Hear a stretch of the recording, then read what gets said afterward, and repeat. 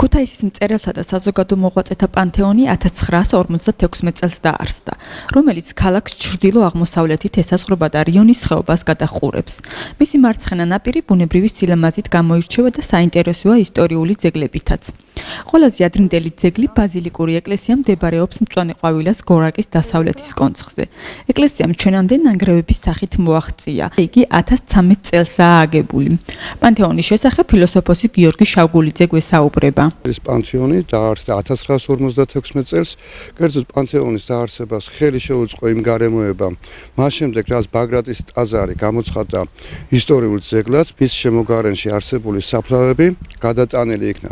და მათ შორის, რა თქმა უნდა, საზოგადო მოღვაწეთა საფლავები და დაისვა აღმასკომის წინაშე გაკითხით, თუ სად უნდა მოწყობილიყო პანთეონი და გადაწყდა, რომ მწვანე ყვავილის პანთეონი გადაქცეულიყო საზოგადო მოღვაწეთა პანთეონთან. სახელწოდება მწვანე ყვავილა ლეგენდას უკავშირდება, რომლის თანახმადაც სულხან-საბა ორბელიანმა ევროპიდან მომავალმა ქუთაისში შეისვენა. საინტერესო არის ისტორია ამ ადგილის იმდენად, რამდენადაც უკავშირდება სულხან-საბა ორბელიანის სახელს. ევროპიდან დაღლილი დაქანცული სულხან-საბა სწორედ აქ მოვიდა ბერებთან და დაუტოვა უცხო თესლი, რომელიც შემდეგ გაამრავლეს ბერებმა და იყო მწვანე ფერის ყვავილი. აქედან ეწოდა ამ ადგილს მწვანე ყვავილის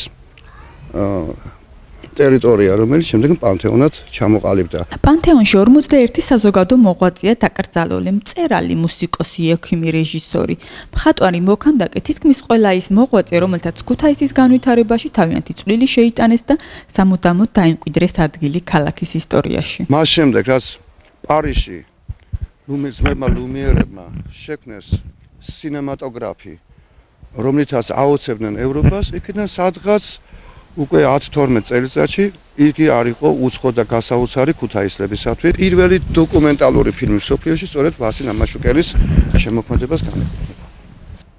გიორგი მაისურაძე მისი წინაპრები წარმოადგენდა კახეთში ჭავჭავაძეთა საყმოს და სრულიად ახალგაზრდა და ყმაწვინმა გაეშურა პეტერბურგში, მიიღო განათლება, დაეუფლა მხატვრობას და შემდგომ, როდესაც საქართველოში დაბრუნდა, მან თავისი მოღვაწეობა, თავისი საქმიანობა განაგრძო ქუთაისში.